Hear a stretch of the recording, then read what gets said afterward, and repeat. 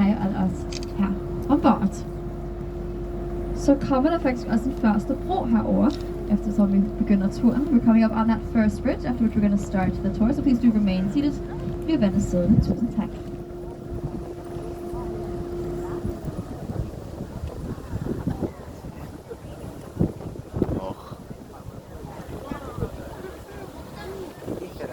Κάτσε, πρέπει να σκύψουμε.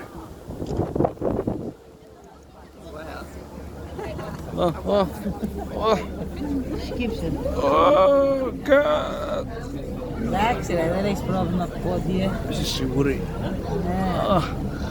Δεν έχεις πρόβλημα σου είπα, σήκωσε και πάλι. Είσαι σίγουρη? Ρε Μάρια. Θα μου πιάσει. Vi begynder turen her på højre side. Det her er den gamle børse, opbygget af kong Christian 70 næsten 400 år siden. Den her bygning var godt kendt her i Danmark og i København, for der overlevede mange, der står branden her i København. Men desværre ikke den her til sidste april, så kun en måned siden, da den her bygning under renoveringsarbejdet også begann at brænde. Og nu er det der her alt som er tilbage. Planen er jo at bygge op lige som den var før, så håbentlig kan vi se den tilbage snart. We're going to start our tour on the right-hand side because what we've got here is the old stock exchange, or at least what's left of it. This was once a beautiful building, almost 400 years old, built by King Christian IV, and well known for surviving many of the great fires here in the city. Unfortunately not the one this past April, when during renovation work this building also started to burn, and now this is all we've got left. The plan is to build it up exactly as it was before. So kommer der også den næste bro. We're coming to the next bridge, so please remain seated. Tusind tak.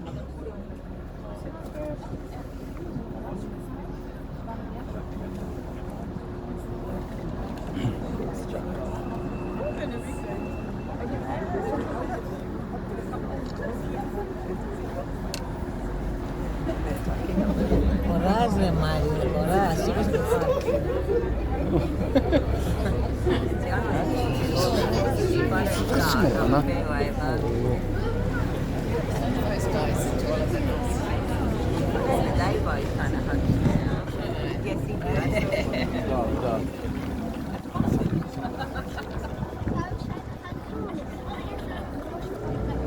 På vores venstre side nu kan vi se Danmarks Nationalbank tegnet den danske arkitekt Arne Jacobsen.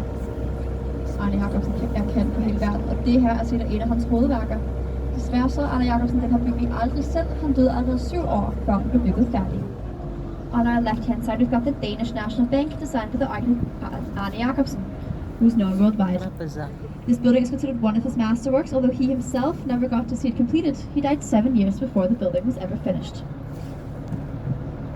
Højre, så når vi har kajakbar, her kan vi låne et grøn kajak helt gratis. Det eneste, man skal gøre, er at samle op numseskraldet, mens man sejler rundt i Kanal og havnen. At kajakbar here on the right hand side, you can actually rent a green kayak for free. The only thing you have to do to sail around is to collect a little bit of garbage to help clean up the water. Så kommer der også den næste bro. We're going to sail. We're coming up the next bridge, so please remain seated. Thank you very much.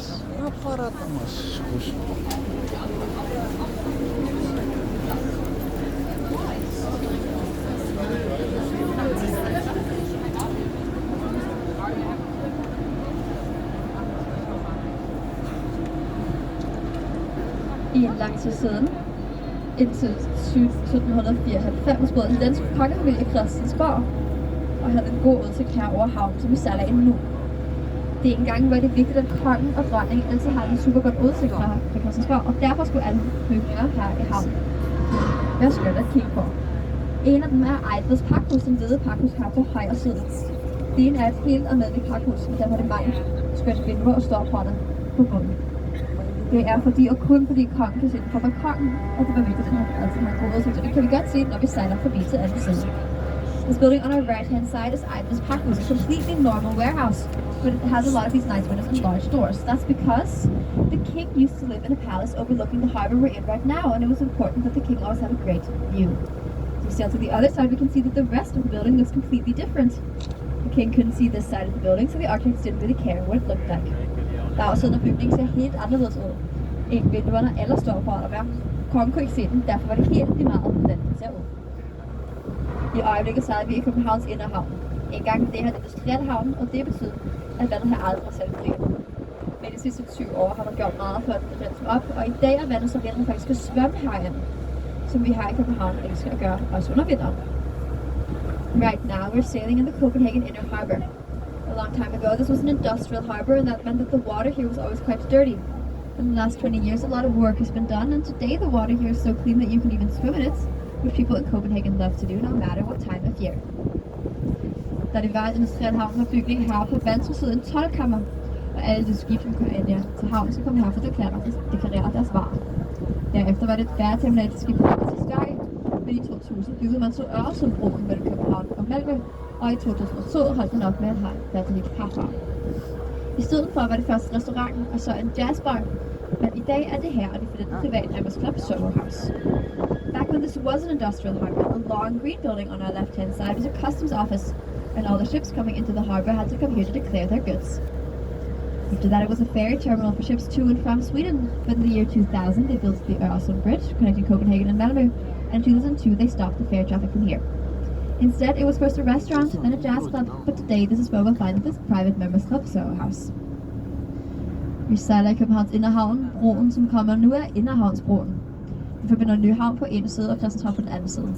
Her i København kan vi godt lide at kalde den for Kyssebroen. Og det er, for når den åbner og lukker sig, så ser det ud som om delene giver hinanden et kærligt kys. We're sailing through the inner harbor right now. The bridge coming up is called the Inner Harbor Bridge. It connects Nyhavn on one side and Christianshavn on the other. And here in Copenhagen it also has a very cute nickname. People like to call it the Kissing Bridge, because when it opens and closes, it looks like the two parts are giving each other a kiss. Have your phones ready, because on your left-hand side, right after the Kissing Bridge, we're going to see Nyhavn.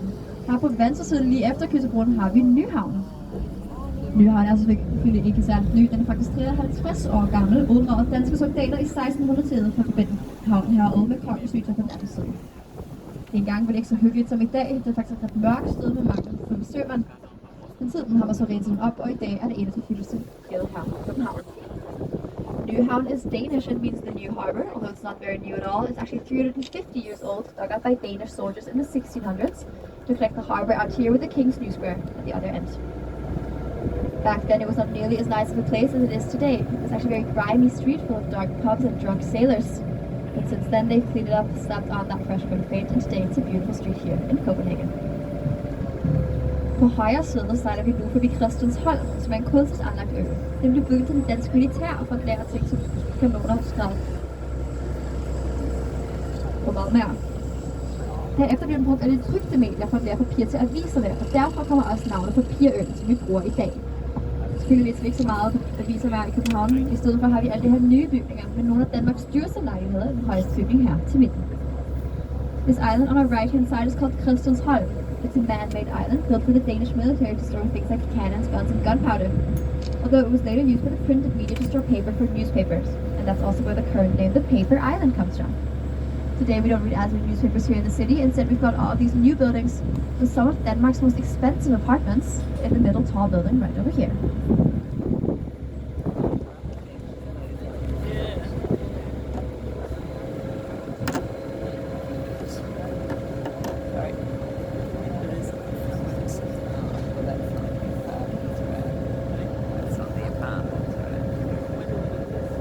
Så nu kan vi se Operaen og Operaparken lige foran. Operaparken er faktisk den nyeste park i hele København, som åbnede i begyndelsen af det her år, og det står på toppen af P-pladserne, som ligger her lige under vandet. Parken selv er designet som en operascene, og det betyder, at her foran i parken alle tre er meget lave, og bagerst er det mange høje. The park on our left-hand side here is the Opera Park, and it's the newest park in all of Copenhagen, opening just at the beginning of this year. It stands on top of the parking garage for the Opera House guests, which is right here underwater. The park itself is designed much like an opera scene, which means that towards the front of the park, all the trees are very low, and towards the back, they're all a lot higher. Lige om lidt, så er vi under den næste bro, og så begynder der Holmen, så den første to stillesuller på den her tur. Jeg må ikke tælle ind i mikrofonen herinde, så bliver vandet siddende, og så kommer jeg lige tilbage. In just a moment, we'll be sailing under the next bridge, after which we'll be in Holmen, which is the first of 2 quiet zones on this tour. A lot of people live along the water, so I'm not allowed to talk into the microphone, but I'll be back with you in just a moment. So please do remain seated. Thank you very much. Bliv venlig siddende. Tusind tak.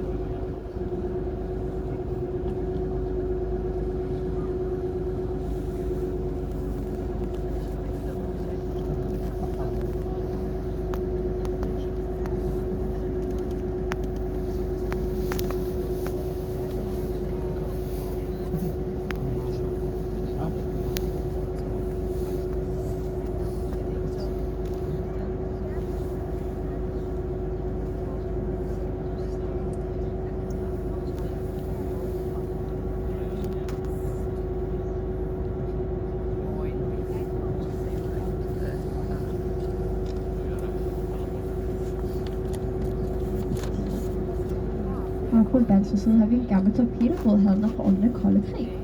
Det er engang blev torpedohandlerne brugt for at bygge og reparere torpedobådene, hvorfor man også kan sejle ind i bygningen. Selvfølgelig er kontorstrukturen en del af den originale bygning, alle de lejligheder blev tilsat lidt senere. Behind us on the left-hand side, we've got an old torpedo boat hall from during the Cold War. Back then, this is where we built and repaired torpedo boats, which is why you can sail into the building. Although only the cement structure is part of the original, all the apartments were added later on. Også på venstre side kan vi se de gamle kanonbådskurene, som blev bygget i begyndelsen af 1800-tallet. Det engang havde England lige overtaget større del af den danske flåde, og her i Danmark har vi levet for at forsvare os med kun det her kanonbådene. De blev læret herinde i skurene, og vi kan også se, at de går lidt ned til vandkanten, som betyder, at det var nemt og hurtigt at tage bådene ud i tilfælde af en angreb af englænderne. I dag har vi selvfølgelig ingen kanonbådene med herinde, i stedet for at mest renoverede kontorer eller også nogle udstillingslokaler. On our left-hand side, we've got these old cannon boat sheds, which are from the beginning of the 1800s. Back then, during the Napoleon War, England had just taken over large parts of the Danish fleet, and here in Denmark we had little to defend ourselves with, except for these small cannon boats, which we stored in here. You see that the sheds are actually tilted slightly towards the water, which made it very easy and fast to take the boats out in case of another attack by the English. Today we of course don't have any cannon boats out here anymore. Maybe some kayaks, but most of these sheds are renovated office spaces and some exhibition spaces as well.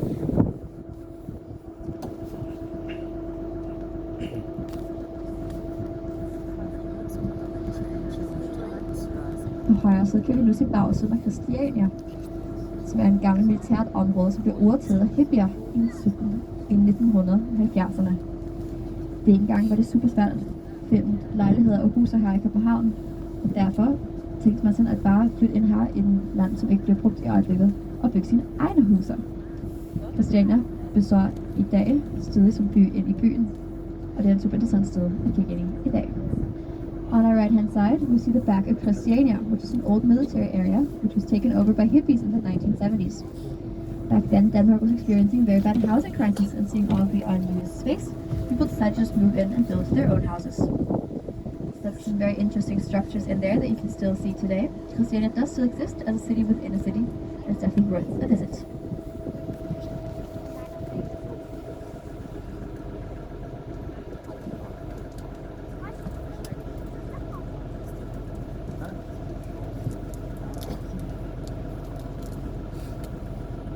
I baggrunden kan vi også se Amager Bakke, også kaldt Copenhagen, som er en forbrændingsanlæg tegnet af Bjarke Engels. Ideen bag bygningen er, at det skulle være mere kun forbrændingsanlæg, og derfor er det faktisk mange forskellige ting, man kan lære heroppe. Det er et café på toppen, mens holdet udstår hele København. Det er Europas højeste klatrevæg, som går op på søen, og der er også en skibakke, som går hele vejen ned. 85 meter høj, og det her er nemlig Københavns højeste bakke. On our right-hand side, we can now see Amager Bakke or Copenhagen with this tall chimney. This is an energy plant transforming electricity and transforming residual waste to electricity and heating for households here in Copenhagen. It's designed by Bjarke Engels with the idea that it should be more than just an energy plant, so there's actually a lot to do out here.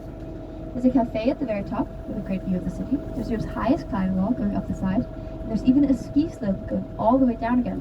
Because at 85 meters tall, this is the highest hill here in Copenhagen, and the only place you can ski.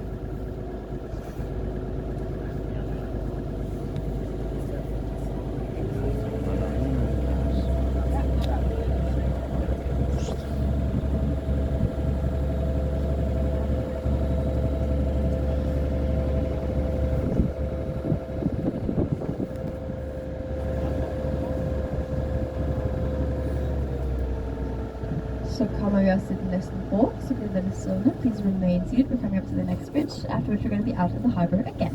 Thank you very much.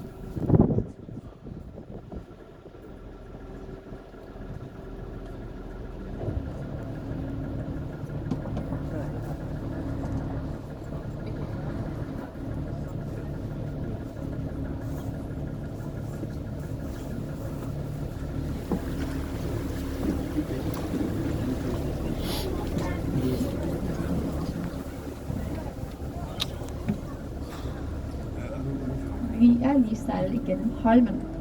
Holmen består af 5 kunstigt anlagt øer, alle så fra 1685, og blev bygget dengang til den danske militær fra København, fordi nu var det en stor brættrappe med andre større træskib. Så flyttede militæren herover, og det udviklede også deres eget system, som bestod i mange hundrede år, selvom i dag ikke meget er relativt ung her. I stedet for bruger man Holmen til kunstnerskoleuddannelser, og her på venstre side finder vi for eksempel Kunstskolen, Filmskolen, eller også en Kongeakademi for Arkitektur og Design. This area we just sailed through is called Holmen. It's actually made up of 5 man-made islands, the oldest from 1685. They were built back then for the Danish military to move out here because in the city center there are huge firehouses with all those big wooden ships. And so the Navy moved out here and developed their own system that remained for many hundred years, although not much of it is actively used today. Instead, the area of Holmen is used for artistic education. And out here is where you'll find the typical film school, theater school, and the Royal Academy for Architecture and Design. Her på højre så kan vi nu se den eneste del af Holmen, som stadig tilhører dansk militær. På landet, men også i vandet bag den her gule linje. On our right hand side, we can now see the only part of Holmen that does still belong to the Danish military, on land, but also in the water behind the yellow line.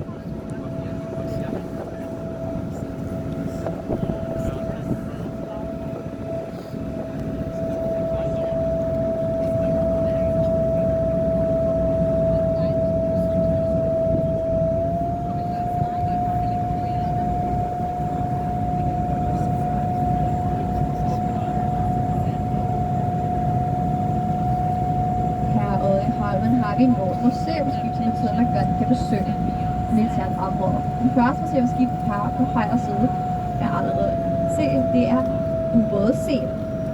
Seel er den sidste ubåd, som blev brugt af dansk militær i 2003 under Irakkrigen, der patruljerede vandet derude. Out here on Holmen, we've got a couple of museum ships which means you can actually visit the naval base. One of those museums is on the right-hand side, the little black submarine called the Seal. The last submarine used by the Danish military in 2003 during the Iraq War. Herude har vi selvfølgelig også fregatten Peter Skram, som er den store grå skib med nummer 352. Fregatten Peter Skram blev brugt under den kolde krig for at patruljere Danmarks grænser, og dengang var det godt kendt for at være et meget moderne skib. I dag er fregatten lidt bedre kendt på en fejl, som skete i 1982, da den ulykkeligvis skød et missil ind i et dansk sommerudslagsområde på Nordvestsjælland. Lykkeligvis blev der ikke til skade, men mange kugler blev ødelagt, og i dag sidder skibet derfor her igen i havnen. Another museum we've got is Fregatten Peter Skram, the large grey ship on your right-hand side. Fregatten Peter Skram was used during the Cold War to patrol the Danish borders, and back then she was best known for being a very modern ship. Although today, Fregatten is better known for an accident that happened in 1982, when this ship accidentally fired a missile into a Danish summer house area on Nordvestsjælland. It was a technical error, not a human error, and luckily no one was hurt. But 4 houses were completely destroyed and 130 others were badly damaged, so today the ship sits here in the harbor instead.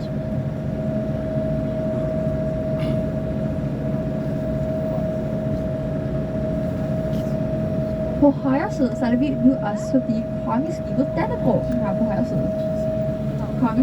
Dannebrog er faktisk den ældste kongeskib i hele verden, bygget i 1931 her på Holmen, hvor danske kongen bliver bundet stadig hvert år, og det på forskellige rejser, f.eks. til Grønland eller Færøer inde i Norden. This ship on our right hand side is a very special one. This is the Danish Royal Yacht.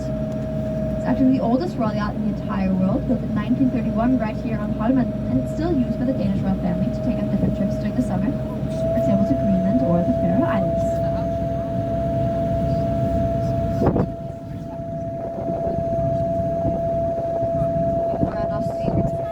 Nu har vi også Batteri Sixtus.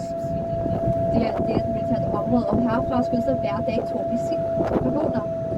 En til solopgang og en til solnedgang. Det er tegn til skib her i havnen den tid at hejse og nede i sin danske flag. Men fordi dagene kan begynde super tidligt her i Danmark, især i sommer, er der faktisk en aftale med naboerne, som også inkluderer kongehuset, som siger, at de første nogle dage ikke må skydes for at bruge det om morgenen. Here on our right-hand side, we've got Batteri Sixtus. This is part of the naval base, and from here every day 2 cannons are fired, one for sunrise and one for sundown. This is a sign for the ships in the harbor that it's time to hoist or put down the Danish flag, which should always be flying when the sun is out. But because the days here in Denmark can start very early, especially in the summer, there's actually an agreement with all of the neighbors, includes the royal family, that says that the first cannon of the day may not be fired before 8 in the morning.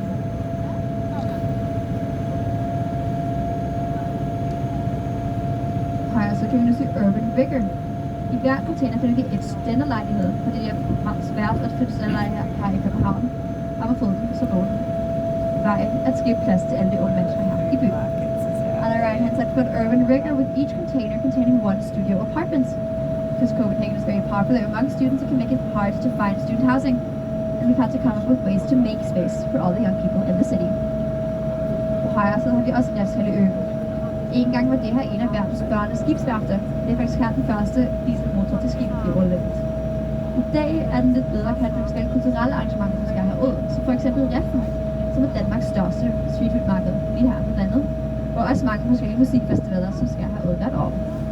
This area on our right-hand side is called the Refshule Island, and back in the day this was one of the world's leading shipyards. Today the area is less known for building ships and more for the cultural activities that happen out here. This is, for example, where you find Reffen, which is Denmark's largest street food market with food from all around the world, right here by the water. But also a lot of different concerts and music festivals that happen out here every year.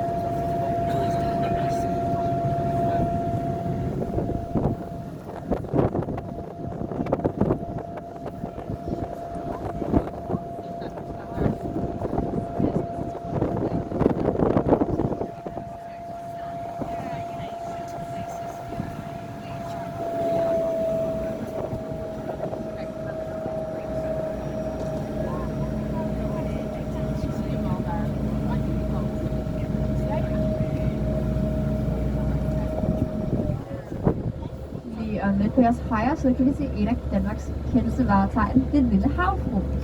On our right hand side, in just a moment, you'll be able to see one of Copenhagen's most famous attractions, the Little Mermaid. Before we get to her, do not be disappointed. She does live up to her name. She is quite small, but she sits on a stone tall and proud, and she's done so for over 100 years. She was a gift for the Carlsberg breweries in 1913. After the brewer Carl Jacobsen fell in love with the character, he sought a ballet performance, of course based on the Danish fairy tale by Hans Christian Andersen. We have it right now. Den lille havfru var et gave af Carlsberg-bryggeriet i 1913, efter bryger Carl Jacobsen forelskede sig i karakteren Hans Sort Ballet. Den er baseret på den danske eventyr og H.C. Andersen.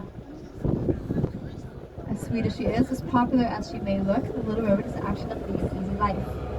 She's actually been decapitated twice. She's lost an arm, and she's been vandalized many times, including having a bikini spray painted on her. And every time they clean her up, they put her back together. One time they had to make a new head, who say hello to all of us out here again. Den lille havfru har faktisk ikke et nemt liv. Hun har mistet sit hoved 2 gange, har mistet en arm, og hun bliver været lavet mange gange. Hver gang vi læser vi hende, vi redder hende, og så er hun tilbage til sin egen tilstand igen.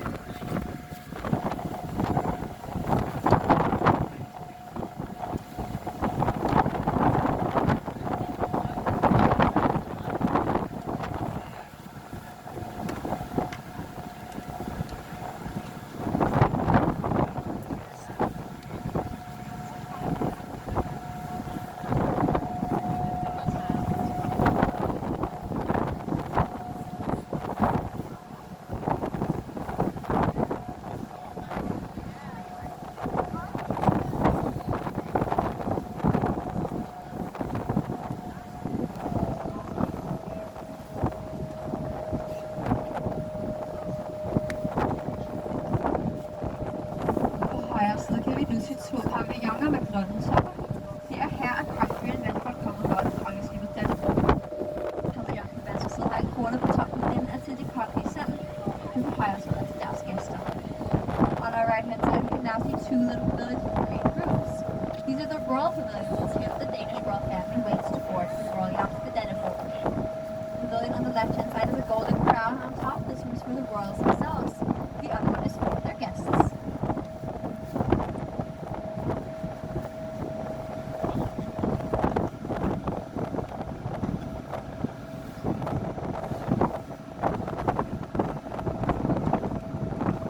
Også på højre side, så er det forbi det bygning med det blå øjne. Det er verdens større. Mærsk er selvfølgelig en af Danmarks største virksomheder og en af verdens førende containerrederier, grundlagt af AP-møller i bygningen af 1900-tallet. Navnet på bygningen kommer på farven af vinduerne, så en ret lys så også på en mærsk flag, så vi kan se på top af bygningen. On our right hand side, we are now sailing past the building